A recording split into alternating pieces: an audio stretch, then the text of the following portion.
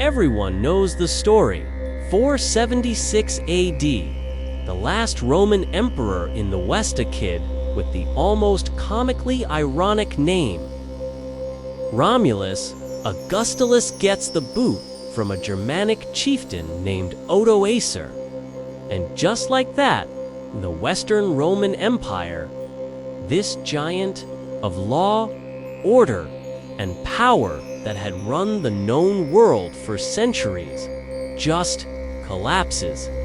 The aqueducts go dry, the legions fade away, the great stone roads crumble, and the lights, as they say, go out all over Europe.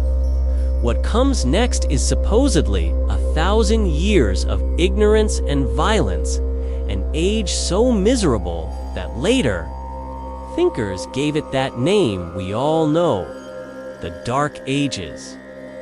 But what if that story is a lie? A convenient tale told by later generations to make themselves look better. What if the empire never really died? What if its ghost just kept on ruling, not from a palace, but from the shadows whispering into the ears of barbarian kings and speaking through the one organization that didn't just survive the collapse, but got stronger because of it? This isn't a story about a sudden, fiery end. It's the story of a transformation, a haunting dot. It's about the echoes of Rome that shaped a new world from the ruins of the old. This is the story of the whispers of empire in the Roman dark. The story of the fall is powerful. It's practically a movie. You can just picture it. Hordes of barbarians flooding across the borders, burning cities, and tearing down a civilization that was way ahead of its time. The word vandalism even comes from the Vandal tribe's sack of Rome in 455. This picture was painted for us centuries later by thinkers during the Renaissance and the Enlightenment. Guys like the 14th century poet Petrarch looked back at the glory of ancient Rome and saw the centuries in between as just a big, dark valley of decay. Later on, historians like Edward Gibbon, in his massive book, The History of the Decline and Fall of the Roman Empire, gave us this epic image of a civilization destroyed by what he called the triumph of barbarism and religion. And that story sticks because it's simple. It's got good guys and bad guys, a clear beginning, and a tragic end. The date for 76 AD gives us a clean break, a neat line in the sand where civilization stops and the Dark Ages begin. We're told that when the government in the West fell, everything Roman just vanished.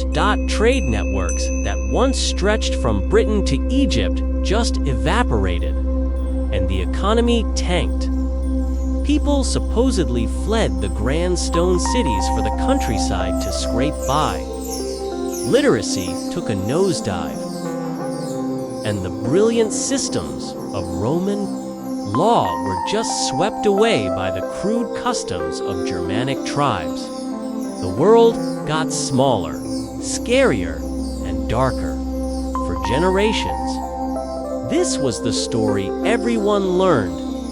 The fall of Rome became the ultimate warning about what happens when order falls apart. We still use it today anytime a big power seems to be struggling.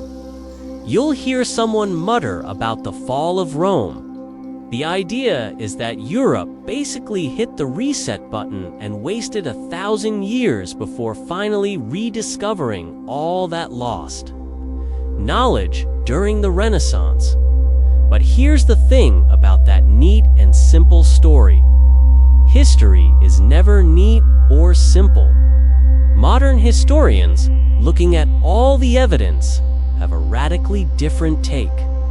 They argue that calling it the Dark Ages is just wrong. They don't see a sudden collapse. They see a long, slow change. They see less of a conquest and more of a cultural mashup. And in the silence of those so-called dark centuries, they hear the constant, powerful whispers of Rome. The idea that Roman civilization just hit a brick wall in 476 is flat out wrong. To find out what really happened, we have to listen to those whispers. And the first one comes from the last people you'd expect, the barbarians themselves. The classic story casts the Germanic peoples, the Goths, Vandals, Franks as the villains who destroyed Rome. The reality is way more interesting. For centuries, these groups weren't just enemies at the gate. They were Rome's neighbors, trading, partners, soldiers for hire, and sometimes even its citizens. The end of the Western Empire wasn't really a foreign invasion. It was more like a long, messy merger that ended with the Roman system evolving into something new. The guys who took over didn't want to burn Rome to the ground. They wanted to be the new Romans. They weren't destroyers. Case in point, Theodoric the Great, king of the Ostrogoths, born around 454 AD. Theodoric was sent to Constantinople as a Kidda political hostage to keep the peace. He didn't grow up in some barbarian camp. He grew up in the glittering capital of the surviving Roman Empire, getting a top-notch Roman education. He got Roman politics, Roman culture, and Roman power. So in 488, the Eastern Roman Emperor Zeno had two problems: Theodoric's powerful Goths, and the guy currently running Italy, Odoacer. So he made Theodoric an offer: go take Italy and rule it in my name. After a nasty war, Theodoric won. But once he was in charge, did he tear down the Colosseum? He did the exact opposite. Theodoric ruled from the Roman capital of Ravenna and basically marketed himself as a restorer of Roman glory. He used the title king, but he also took a classic Roman imperial name, Flavius. He didn't force Gothic customs on anyone. He kept the entire Roman system running. Roman citizens lived under Roman law, judged by Roman courts. The Goths were a military class with their own laws. But the entire civil machine, the Senate, the governors, the tax collectors, was still run by the Roman aristocracy. He hired brilliant Romans like Cassiodorus and Boethius to run his government. We have his letters, and they show a ruler who was obsessed with the Roman way of life. He issued orders to fix Rome's aqueducts, repair the city walls, drain swamps, and protect ancient monuments. He even put on chariot races and handed out free grain, keeping the old bread and circuses tradition alive. This wasn't a guy who hated Rome. This was a guy who admired it so much he wanted to be its new champion. And you see versions of this story play out all over the old empire. The new barbarian kings wanted to wrap themselves in Roman prestige. They used Roman titles, moved into Roman villas, and made coins with their own face on one side and the Eastern Roman emperors on the other. Clear sign they still sought themselves as part of the Roman world. Over in Gaul, the Frankish king Clovis knew that to rule a bunch of Roman Catholics, he couldn't stay a pagan outsider, so in 496 AD, he pulled off a political masterstroke. He converted to Catholic Christianity, the same religion as his subjects. This one move allied him with all the powerful bishops and Roman nobles, making him a legitimate Christian king, not a foreign invader. It was a genius move that started blending the two cultures together, laying the groundwork for the future kingdom of France. Even the laws tell the story. The new law codes from the Visigoths, Franks, and others were all written in Latin and borrowed heavily from Roman legal ideas. They were a practical fusion, a legal mashup designed for a new society that was part Roman, part Germanic. So what you're really seeing here isn't one culture being erased by another. It's a blend, it's a merger. The new bosses were Germanic, sure, but the machinery of government, the language of power, and the dream of what it meant to be civilized remained deeply, profoundly Roman. The barbarian kings weren't trying to blow out the candle of empire. They were trying to carry it, but they weren't the only ones. Another power, one that had been growing inside the empire for centuries, would become an even better guardian of its legacy. When the Roman government and army disappeared in the West, society didn't just spiral into chaos. One institution was perfectly placed to step in: the Christian Church. It was the single greatest bridge connecting the classical world to the Middle Ages. While the empire broke apart into different kingdoms, the church held it together with a shared faith and culture. If the barbarian kings inherited Rome's political power, the church became the ark that carried its language, its laws, and its learning across the stormy seas of the post-Roman world as imperial officials vanished from cities. Bishops, who were often from the old, educated Roman upper class, stepped up. They became the new community leaders.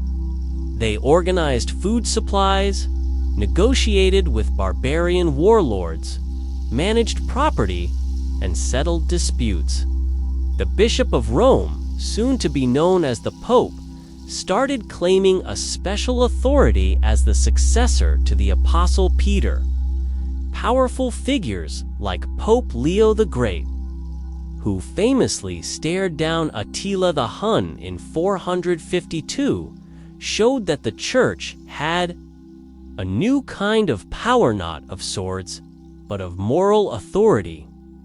And that authority made the church the perfect partner for the new kings, who needed its blessing to seem legitimate to their Catholic subjects. And maybe the church's most important job was saving knowledge itself. Literacy rates fell. Monasteries became the intellectual engines of Europe. From Ireland to Italy, monks took on the massive job of copying and saving the great books of the ancient world. They didn't just copy the Bible. They painstakingly transcribed the works of pagan poets like Virgil, philosophers like Cicero, and historians like Livy. If it weren't for the scriptoria, the copying rooms of these monasteries, so much of classical literature would have been gone forever. The language they saved was Latin. While spoken Latin was morphing into the Romance languages we know today: French, Spanish, Italian. The Church kept classical Latin alive as the universal language for serious thinking, diplomacy, and faith. A scholar from England could walk into a monastery in Italy and start a conversation because they all spoke and read the same language. The Church basically maintained a republic of letters, a ghost of the old, unified empire. It also kept Roman law alive. The Church's own legal system, called canon law, was built on the logical framework of Roman law. As church courts became more powerful, handling everything from marriage to contracts, they kept that sophisticated legal thinking in circulation. This would be a huge deal centuries later, when the rediscovery of the complete Roman law code sparked a revolution that shaped the legal systems of most of Europe. The Church even carried Roman culture forward in its art and architecture. The design for the classic Christian church, the basilica, was borrowed directly from Roman public buildings. Christian ceremonies often echoed the pageantry of the Roman imperial court. And the idea of Rome itself, the eternal city, was transformed. It was no longer the capital of a political empire, but the capital of Christianity.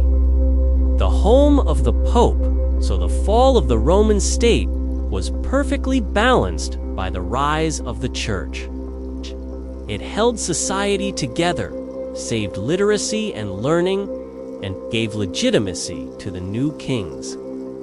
It was the last great Roman institution, and it successfully transplanted the empire's cultural DNA into the new world of medieval Europe.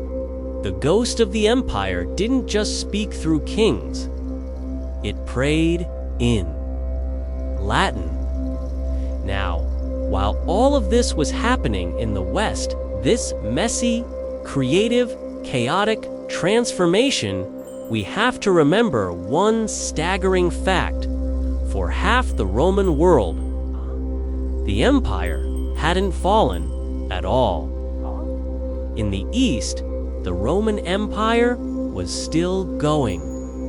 Strong, ruled from the massive, glittering, and ridiculously well-defended city of Constantinople. Today, we call it the Byzantine Empire. But that's a name a much later historian made up. They didn't call themselves Byzantines. They called themselves Romans. And for them, the real emperor, the true successor to Augustus, was the one sitting on the throne in Constantinople. The survival of the Eastern Roman Empire is the final nail in the coffin for the idea that Roman civilization just winked out in 476, while the West was breaking up and reforming. The East still had its powerful army, its complex government, a booming economy, and an incredibly sophisticated culture. For centuries, it was the superpower of the Mediterranean dot, and this had a huge impact on the West.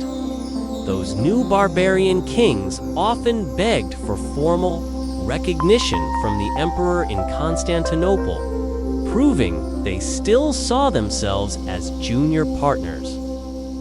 In a Roman world, but the East's biggest impact came from one of its greatest emperors, Justinian the Great. Justinian had a dream: to put the empire back together again. He launched a massive military campaign to reconquer the West. His genius general, Belisarius, managed to take back North Africa from the Vandals and, for a while, even retook Italy from the Goths. In the end, the reconquest didn't fully stick, but it sent a powerful message. The dream of a united Rome was still alive. But Justinian's greatest legacy wasn't military, it was legal. He ordered his scholars to collect and organize 1,000 years of Roman laws into one gigantic collection, the Corpus Juris Civilis, or the body of civil law. It was the intellectual core of Roman justice.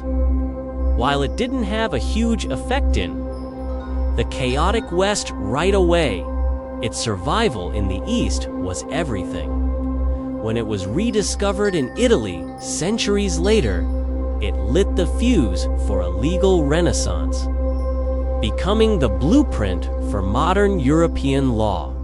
That echo from the East is a constant reminder that the Roman world didn't just die.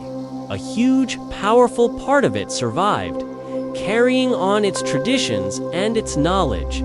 It was a living museum of Roman culture and a symbol of imperial power that the new kings in the West could only look at with awe. The idea of a single, universal empire, united by law and faith, was kept alive in Constantinople. And that idea would haunt the imagination of Europe for 1,000 years. We're peeling back the layers on one of history's biggest myths, but this story of transformation has so many more secrets. The legacy of this ghost empire is all around us, in the way we talk, the way we make our laws, and the way we think. If you're as fascinated by this journey into the so-called Dark Ages as I am, make sure to hit that like button and subscribe for more deep dives into the history you thought you knew. And I want to know what you think. What part of the Roman legacy is most alive in our world today? Let me know in the comments. Revelation and conclusion. So, when we put all these pieces together, what do we have? That simple, dramatic story of the fall of Rome just melts away. In its place, we get a picture that's so much messier, more interesting, and more human. Did the Roman Empire fall in 476? Well, if you mean the end of a government ruled by an emperor in Italy, then yeah, something definitely ended. But did Roman civilization collapse? Did the lights go out across Europe? Absolutely not. What happened was a transformation, not an apocalypse. The West broke up politically, a process that had been going on for a long time. Power, once held in the center, was now spread out. But the people who grabbed that power, the Germanic kings, weren't trying to destroy the system. They were trying to take it over. They wrapped themselves in Roman titles and ruled through Roman laws. That was the first whisper of the empire, and holding it all together was the Christian Church. It was an ark, carrying the language, laws, and learning of the ancient world into a new era. It gave people a shared identity when their political one was gone, and its popes and bishops became a new kind of power.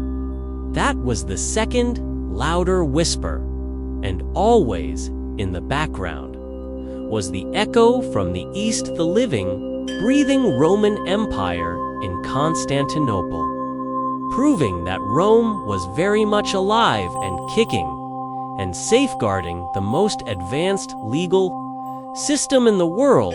The Dark Ages weren't dark because people were stupid or savage. They seemed dark to us because the records are harder to find and the world was more fractured, making it tough to get a clear picture. But it wasn't a time of nothing. It was an incredibly dynamic and creative period. It was the era when Roman, Christian, and Germanic cultures all slammed into each other and fused into something new. This was the furnace where the foundations of modern Europe were forged. The ghost of Rome never left. It haunted the dreams of kings. On Christmas Day in the year 800, the great Frankish king Charlemagne would be crowned emperor of the Romans in Rome itself, a deliberate attempt to bring the Western Empire back to life. That single act shows how powerful the idea of Rome still was. The whispers of that old empire are still here. You can hear them in our languages, our laws, our alphabet. And in the very idea of a unified West, the story of what happened after 476 isn't a story about an ending. It's the story of a strange and powerful afterlife. It's proof that while an empire can die, an idea can be immortal. They were just passed to new hands, lighting the way to a